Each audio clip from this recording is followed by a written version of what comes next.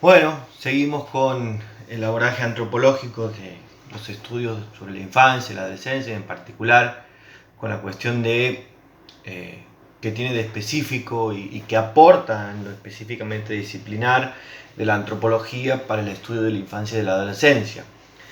En este caso vamos a trabajar con un texto de Carla Villalta, un texto que introduce un concepto que va a orientar, digamos, todo el argumento de este trabajo y que, como en la clase anterior lo había dicho, se conecta con la tendencia a la formulación moral de los derechos de la infancia y la adolescencia y como un rasgo característico, como un sesgo característico de los estudios que se elaboraron en clave normativa o en clave jurídica respecto a este campo. En este caso, este concepto llamado como lógica de persecución de culpables, como digo, el que estructura como argumento central el texto. ¿Cómo es que se elabora, digamos, y cuáles son los presupuestos teóricos principales de este texto? Una pregunta que se realiza la autora, antropóloga ella, es cómo ha sido posible o cómo se ha constituido un campo de estudios específicos sobre la infancia y la adolescencia, sobre las formas de administración estatal e intervenciones estatales sobre la infancia y adolescencia, y en particular sobre la infancia y adolescencia, diría Agustín Barna, con derechos vulnerados, diría ahora Carla Villalta, la infancia pobre, la adolescencia pobre. Esa es una primera pregunta que se realiza la autora como punto de partida, demandando o exigiendo dos tipos de orientaciones para respuesta, más que respuestas en sí. Una, la necesidad de inscribir estas preguntas y estas reflexiones en el terreno de la política y de la historia, para mostrar, para evidenciar la variabilidad histórica de las instituciones de la infancia y de la adolescencia, pero también vamos a ver, afinca el sentido de este postulado teórico o de esta proposición teórica en la necesidad de anclar estas investigaciones en el ámbito de la política para mostrar también, para describir, para analizar, para iluminar a partir de perspectivas teóricas empíricas las disputas de poder, las posiciones diferenciales de poder hacia el interior de las instituciones de la infancia, y cómo eso también es un componente clave para comprender empíricamente y de manera situada las intervenciones sobre la infancia y la adolescencia. Esta proposición teórica se complementa con una segunda proposición teórica que demanda no perder de vista, no dejar de prestar atención a que toda la reflexión teórica, antropológica, sociológica, antropológica sobre la infancia y la adolescencia necesariamente se conecta con cosmovisiones o perspectivas respecto a la familia, lo que comprendemos por familia, y aquí viene la discusión que traía Barna respecto al matrimonio homosexual o matrimonio igualitario, a discursos sobre la moralidad o sobre el orden moral que debe regir en esa familia, a determinadas cosmovisiones respecto a las pautas de crianza o a cómo debe ser la crianza de un niño en el seno de una familia, y obviamente, lógicamente, también a valores y a connotaciones morales en relación tanto a la maternidad como a la paternidad. Estas cosmovisiones son necesariamente componentes de estas discusiones y son cosmovisiones que desde esta perspectiva histórica, de esta perspectiva teórica, perdón, es necesario anclar tanto en el terreno de la historia para lograr historizarla y mirar y detenernos a identificar la variabilidad histórica, identificar tanto las continuidades como las rupturas a lo largo del tiempo en las instituciones de administración estatal de la infancia y la adolescencia, como también decía, enmarcarlas en un terreno político para poder identificar las pujas políticas, las distribuciones diferenciales de poder y de cómo las pujas de poder y las disputas por el poder también articulan y estructuran un modo particular de intervenir sobre la infancia y la adolescencia. Esta pregunta respecto a la constitución de un campo específico de estudio sobre la infancia y la adolescencia lleva a la autora a una constatación que creo que a esta altura es bastante digamos, evidente, y es la constatación, y por ahí Félix lo hizo notar en el módulo anterior, de que el campo de estudio sobre la infancia y la adolescencia estuvo fuertemente marcado con un sesgo normativista, es decir, los estudios de cuño jurídico, de tipo jurídico y normativo, marcaron una impronta muy fuerte en el seno de estudios sobre la infancia y la adolescencia, constituyéndose como los estudios que en algún momento demandaron o construyeron, una perspectiva hegemónica, una perspectiva disciplinar hegemónica sobre la infancia y la adolescencia. Y esta perspectiva normativa tiene sus implicancias, y tiene sus implicancias que es necesario problematizar y discutir desde la perspectiva antropológica. ¿En qué consiste esta perspectiva normativa que les hemos dicho muchas veces, y que en la clase anterior, cuando hablábamos de el sesgo normativo y la constitución de la formulación moral de los derechos de la infancia y la adolescencia, nos habíamos un poco aproximado a esta cuestión? Las producciones teóricas en el ámbito de la infancia y la adolescencia estuvieron marcadas por una fuerte impronta normativa, en tanto, entre otras cuestiones, y quizá como una de las más características, atribuyeron un valor preponderante, determinante a las reformas normativas, a la necesidad de cambiar las leyes, de rediseñar las instituciones, de modificar a ciertas personas que ocupaban cargos claves en el ámbito de la infancia y la adolescencia, como algunos de los jueces de menores, entre paréntesis, sabemos, institución emblemática del patronato, de la situación irregular. Y esa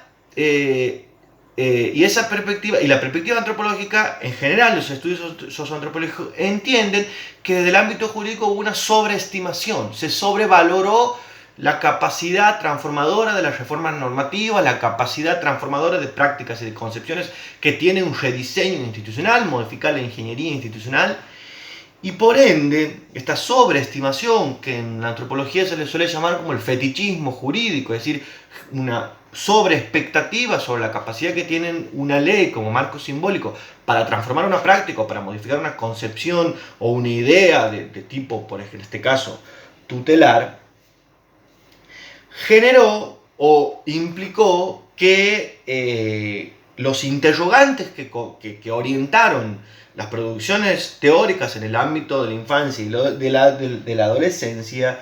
estuvieran mucho más orientados por la necesidad de determinar si tal o cual práctica, si tal o cual discurso se adecuaba o no a la regla, cumplía o no con el estándar de protección integral, si se adecuaba o no lo que decía la convención, y no estuvieron orientados a preguntarse, no solo a comprender cómo esos ejercicios de poder o intervenciones abusivas sobre la infancia y la adolescencia eran posibles, es decir, qué condiciones de posibilidad allí existían y concurrían para que esos ejercicios de poder sobre la infancia y la adolescencia fueran posibles. Entonces, este tipo de razonamiento normativo, que como digo, marcó y tuvo un lugar preponderante en los estudios sobre la infancia y la adolescencia, y que nuestro país tiene como alguno de los referentes por ejemplo, a Maribel Off, a García Méndez y algunos otros autores a nivel nacional del ámbito del derecho, es decir, juristas, implicó que las discusiones y las formulaciones teóricas se construyeran, como digo, a partir de esta sobreestimación a la reforma normativa, a partir de un razonamiento que se entiende como demasiado lineal y esquemático, es decir, solo la adecuación o no a la regla importaba una manera de examinar o de buscar comprender cómo esos ejercicios de poder eran posibles o cómo esos ejercicios de poder se desarrollaban. La perspectiva antropológica, la perspectiva socioantropológica que aquí se propone y que Carla Villante desarrolla en este trabajo a partir de una experiencia reconstruyendo también, al igual que Agustín Barno, una situación etnográfica concreta, permite mostrar cómo este esquema dicotómico, y por eso hablamos de lógica de persecución de culpable entre quien se ajusta y no se ajusta al paradigma, es decir, entre el ser y deber ser de la norma jurídica, no solo no permitió o no solo dificultó la comprensión respecto al cómo de ese ejercicio de poder, sino que además llevó a la actitud intelectual de enjuiciar, de valorar, de calificar como eso es tutelar, eso no se adecua a la convención, eso tiene tales y tales características, eso implica tratar al niño como un objeto de protección y no como un sujeto de derecho, llevó a que esta actitud de juzgar y de valorar prevaleciera sobre la actitud intelectual de lograr o buscar comprender cómo esos ejercicios de poder abusivos, ¿sí?, discrecionales y absolutamente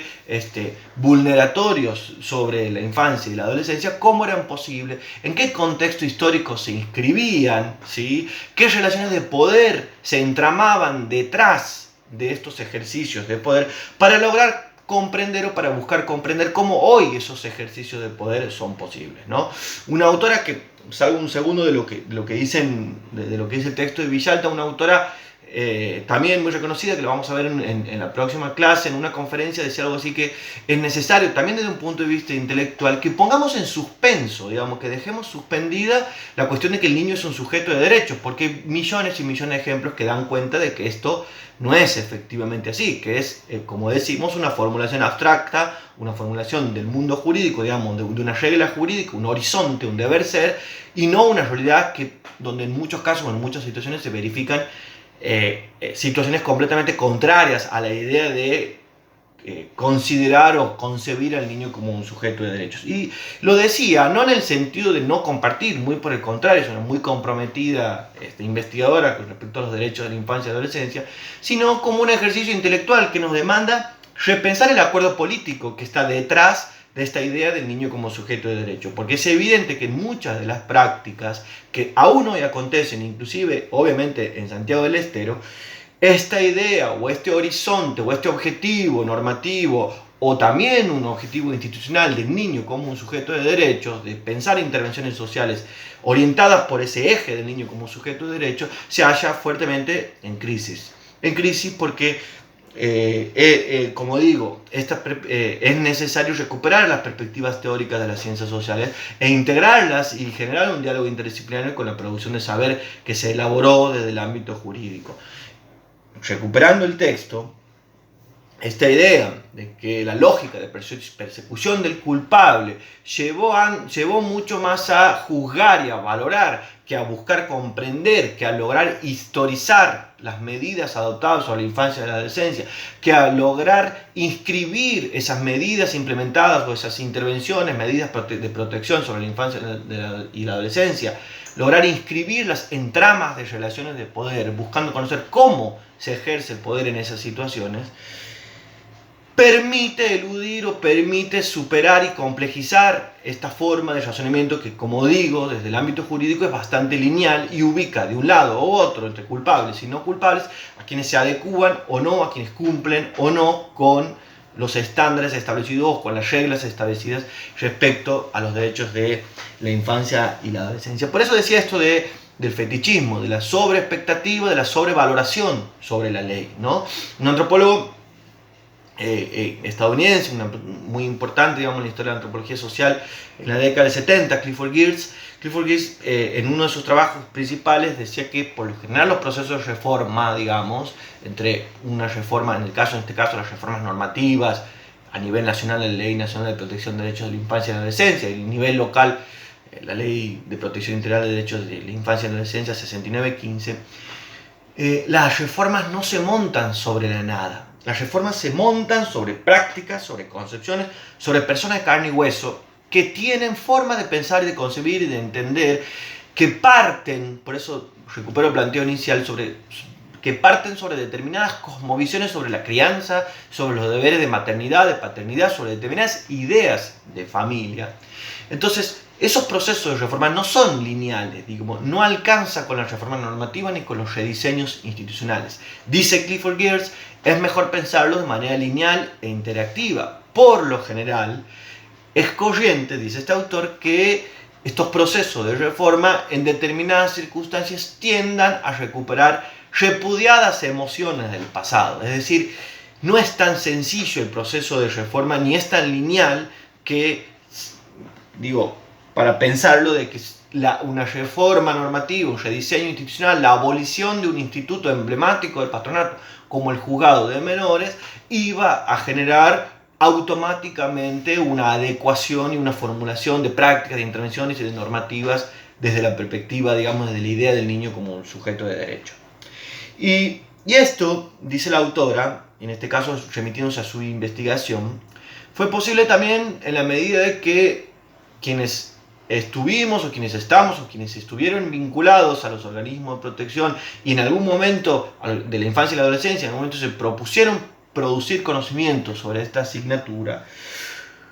tuvieron que hacer un ejercicio de ruptura, digamos, una toma de distancia fundamental de su postura ético-política para lograr comprender el cómo del ejercicio de poder en esas prácticas. Y esta ruptura o este distanciamiento con una perspectiva ético-política no significa cuestionar la postura ético-política respecto de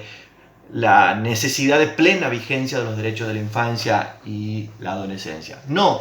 significa que una cuestión es la postura ético-política respecto a los derechos de la infancia y la adolescencia, y otra es la postura intelectual para lograr comprender esa postura ético-política y para lograr comprender cómo esa postura ético-política orienta las prácticas en un determinado organismo, por ejemplo la Subsecretaría de Niñez, Adolescencia y Familia. Con esto quiero decir,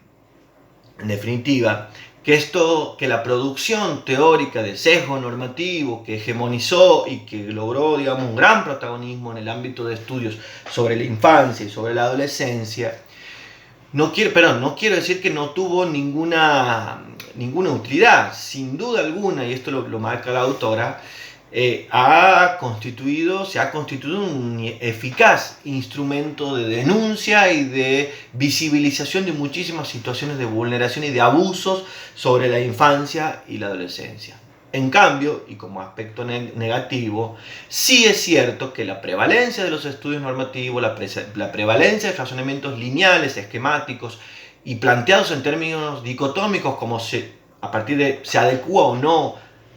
presenta características adecuadas a la protección integral o no presenta características adecuadas a la protección integral, generó sí que muchas de esas prácticas que se pretende comprender y analizar desde las ciencias sociales se opaquen, no se presenten con claridad y además, desde esta perspectiva jurídica, se homogeneicen, es decir, se presenten las prácticas como muy semejantes o muy parecidas entre sí. Digo, todo razonamiento lineal y esquemático necesita homogeneizar para poder producir un esquema. Bueno, justamente el análisis antropológico sobre las intervenciones estatales, sobre la infancia y la adolescencia, lo que busca es lo contrario, es decir,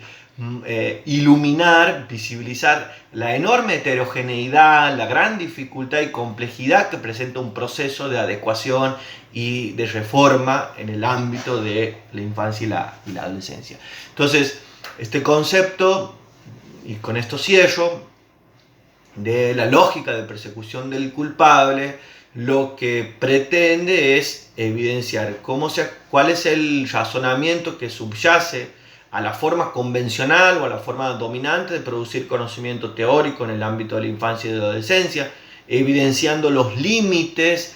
de inteligibilidad, los límites como herramienta de comprensión que tiene el razonamiento jurídico, generalmente dicotómico y, como digo, generalmente lineal, para mostrar cómo los estudios empíricos, generalmente fundados en perspectivas socioantropológicas, permiten iluminar el cómo de los ejercicios de poder sobre la infancia y la adolescencia. Es decir, mostrar cómo esos ejercicios de poder son posibles, cómo se ejecutan, en qué tramas institucionales se inscriben, en qué relaciones de poder permiten comprender cómo esos ejercicios de poder y las medidas impuestas sobre la infancia y la adolescencia pobre son posibles. Y además, y recupero con esto el planteo inicial, la necesidad siempre no solo de inscribir en términos de relaciones políticas y de poder los ejercicios o las intervenciones estatales sobre la infancia y la adolescencia, sino también la posibilidad de historizar, es decir, inscribir el desarrollo institucional, el quehacer institucional de la infancia y la adolescencia en una determinada trama histórica, en una determinada reconfiguración y reformulación institucional a la luz de cambios históricos que se produjeron en el ámbito de la infancia y la adolescencia. Con esto cierro esta tercera clase y les dejo el texto de Carla Villalta para ahondar y comprender un poco más qué es esto de la lógica de persecución del culpable. Chao.